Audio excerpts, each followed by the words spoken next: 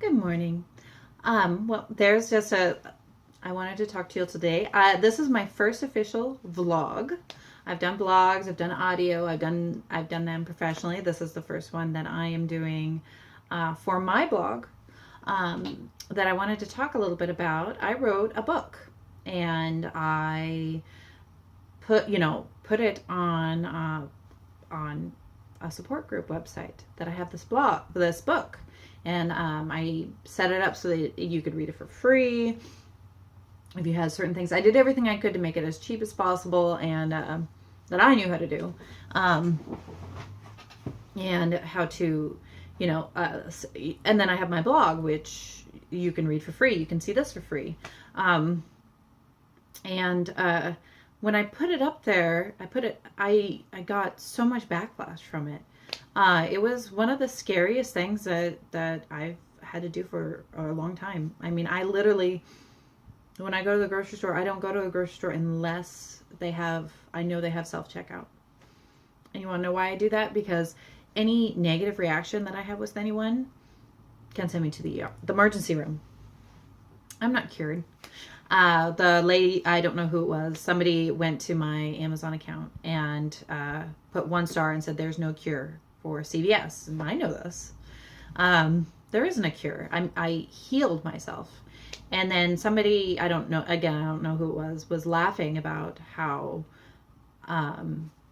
this disease wasn't even around when I was talking about it. No, that's not true. They think Charles Darwin had cyclic vomiting syndrome or cyclical vomiting syndrome. I always pronounce it wrong. I think it's cyclic and then cyclical. I could nerd out. So if that's a fault that I'm doing, please let me know, because I'm an autodidact. I'm somebody that's been a self-learner for the majority of my life, and it was self-learning that helped me figure out how to live better with chronic illness. And that's why I created this blog, or this vlog. Now I'm turning it into a vlog.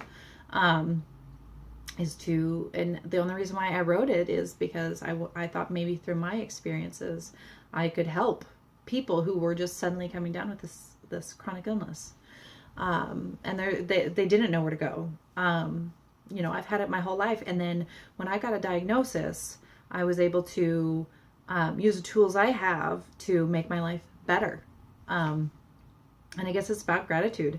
It's like I went from 3 to 4 emergency room visits a year to, like 1 every couple of years. And I just went to the emergency room. I just had an episode. And that was on, I was supposed to go, they call this disease the event stopper.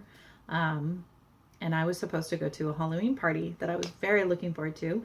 And my costume was an inmate costume. And I don't have it with me, but I have a picture of it that I put of me in my costume with my wrap. I was too sick. It's very important to me that I blog about as much of my experience through CVS as possible, and to have as much integrity as I can as a human being, so that I can try to help other people that are going through this right now, and know that they're not alone, and know that there's no cure right now, but hang in there. So I did go to the emergency room instead of a Halloween party in an inmate costume. And my doctor pointed out, he goes, "What are those handcuffs for?" And I was in an orange jumpsuit that said inmate on it, and I had inmate on the back. I was like, "Oh, that's my Halloween costume." And but that's the other thing. It's like, maybe I did that, but I literally just walked into the emergency room and I said, "I have this disorder." And they handed me a puke bag, told me to sit over there, and then they got me right into a room. They plugged me right in. I don't come down with this. I don't come down with episodes very often. Usually there's some correlation between the stomach flu and me getting this. And the last time I was hospitalized, which was last year around this time, well, the nurse told me that 50% of the people that get the stomach flu, they end up hospitalized anyway. So I don't know if that makes me episodic. I don't know. But I know it's better. I've learned to live better with chronic illness. I know that for a fact, that I had a PICC line when I was pregnant. because I had such bad hyperemesis, vomiting. They literally had an ethics meeting deciding if they were going to put me on a drug to try to stop the vomiting, or they're just going to bag me and let me suffer and maybe even die. And then my daughter would die either. And they ultimately chose to give me the drug. And, you know, things have changed. I've been going to the emergency room for 10 years. When this diagnosis came out and people spoke out about it, having this disorder so that you weren't alone, things changed in the emergency room. I've been labeled a drug seeker so many times. And that was probably the most shocking thing for me when I listed my book in the support group, and nobody believed it, was how angry they were at me. You know, these are people that have the same disorder as me, and they were laughing at me, they were mocking me, and they've gone through some of the same things that I have. I thought this was a support group. I made a mistake. They you know, they've been labeled as drug seekers too, you know, as far as I know. I don't know all of them personally, you know.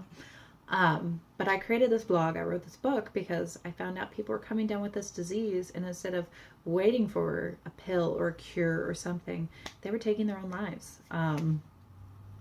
And, you know, I understand the kind of pain that we go through. It's like you're having this horrible condition happen to you, where your whole life stops, and then people that you're going to that should be there to help you, like doctors and nurses and stuff like that, don't believe you.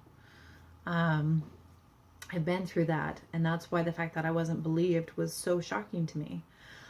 But at the same time, it's like my daughter's school was recently involved in a school shooting, and I saw with my own eyes how people take these huge events that go all over the media and they use it as a marketing tool. And, you know, if you've studied history at all, you know that people have been selling snake oil and cure-alls for different conditions for hundreds of years. And so I understand that the body of proof is mine. Whatever I need to do to be believed. I do ask that people be life-affirming about it. Because of the fact that I have to control the negativity in my life, how I interact with people. Because if I have a negative interaction with somebody, it could, you know, throw my body off so bad that I end up having an episode and going to the emergency room. And no, I'm not. Oh, that's my dog. No, I'm not cured.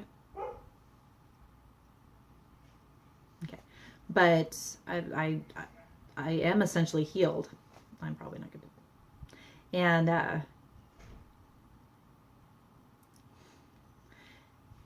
probably cut that. And so I do have this book set up to read that helped me a lot, and I hope to help you. And then I do have my blog, and this is posted on my blog. So if you're looking at it, you're either going to be looking at it through YouTube or through my blog when I get this up. And this is something that I live with. It's very important to me that I stay healthy, because if I'm unhealthy, then I can't take care of my child. That's why I did all this. That's why I took all those health science classes. That's why I do what I do right now. That's why I exercise. I wouldn't be exercising if it wasn't for this. That's why I have a special diet. That's why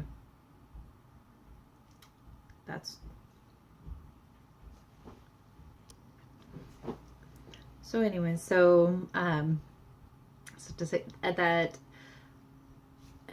I had an EKG the last time that I went to the emergency room, and because my heart rate was at 120, and I looked, you know, I was like, why would my heart rate be that high? And someone said to me it's because of the anxiety, and I realized all day my stomach was churning, and I was like going, oh my God, I'm about to start an episode. I've had this disease forever. I was like, no, I'm not. No, I'm not. No, I'm not. I don't get these anymore. Yeah, there's me being a Pollyanna about things, and and I ended up starting an episode, And it just, all that anxiety just built up, and then it caused my heart to race, and I ended up having an EKG. And I remember I prayed when I started having symptoms. I was like, please, Lord, please don't let me have an episode. Please don't let me come down with this. And, you know, I remember I heard a little voice say to me, you never know who you're going to meet. Maybe you're meant to meet this a person that you're going to the emergency room to meet. And I did. I met this amazing nurse who was very good at, well, you can see I have a little bit of marks from the bandage, because since I have to prove everything now, and which I understand, by the way. I understand the body of proof is on me, and I want, and that is important to me. And I know I have to face whatever backlash and answer any questions or show things to prove it. And I get why, more importantly. And you can't believe everything you read. There's so much yellow journalism on right now. And I know I'm not perfect. So, you know, I have my own integrity, and I wake up every day with good intentions, trying to have really good integrity. Anyway, I digress. And he was amazing. He had his own journey to wellness. And of course, you know, I talk too much. And so if you get me on about CVS, I talk too much about it. But I still was able to listen to him, and what an amazing human being to go through what he had and have such a positive attitude. And that's more important to me than anything. I do what I can to avoid negativity. Don't have that negativity in your life. No, I literally can't have that in my life. And even when going to the emergency room dressed in an inmate costume, which when I was about to leave, there was a guard there guarding a room in the emergency room, and I assumed that he was there guarding an actual inmate that was getting treated for hospital stuff. And he looks, he goes, your shirt says state inmate on it. And then I looked at the nurse, and I was like, he probably needs to know that I'm wearing a Halloween costume. And so she told him that. Funny things. Anyway, I digress again. And yeah, so, you know, I'm not cured. I am significantly healed. I don't know if, I know that a lot of people around me are getting the stomach flu, and then when I get it, I just go straight to the emergency room. And I think I have so much gratitude that I can do that. That I can look at a nurse and I say, I understand that I just started doing this, but if I wait, you're going to have a way harder job right now. And they understand that. They used to not understand that. And I don't blame them for not understanding that. They didn't, you know, 5 years ago, they didn't even know about this disease, and you were a drug seeker. There was a good chance you were a drug seeker if you were going to the emergency room with my symptoms. So I understand that. But they were so nice to me. The nurse was so nice and understanding, and they were okay that I was wearing an inmate costume. And it was, you know, I choose to stay on the positive sides of things. And I know I am a super Pollyanna about things, but I'm choosing to be really positive about learning to live with the chronic illness that I have. And even though I received all this backlash from the support group, I'm going to continue to try to be really positive, because that's my center, and I have to be in order to stay here. And my goal is to stay as healthy as I can until my daughter is old enough to take care of herself. And then it's, you know, I understand that as we get older, and that I specifically targeted my mitochondria to make my mitochondria more as healthy as possible. And I did that through diet and exercise, in order to make myself better. And I did. I went from 3 to 4 ER visits a year to like 1 a year. And that's 1/4. To me, that's amazing. So no, I'm not cured, but that is significant. That's huge. And if people don't understand that, they don't understand it. And I have to live with that. And a huge component in how I was able to maintain my health is maintain my my attitude. So I have to be super positive about stuff. So I can't do that stuff. I can't do the negativity. I have plenty of flaws. Close up. See my halo scar. And I have to know that I have, I may be chronically ill. I may not have, be super wealthy. I may not, I may have made a lot of mistakes, but I still value, and I have to own that, and I have to know that. Even going to the emergency room with the inmate costume. Anyway, I digress. I'm going to go on with my day, and I hope you have a great one.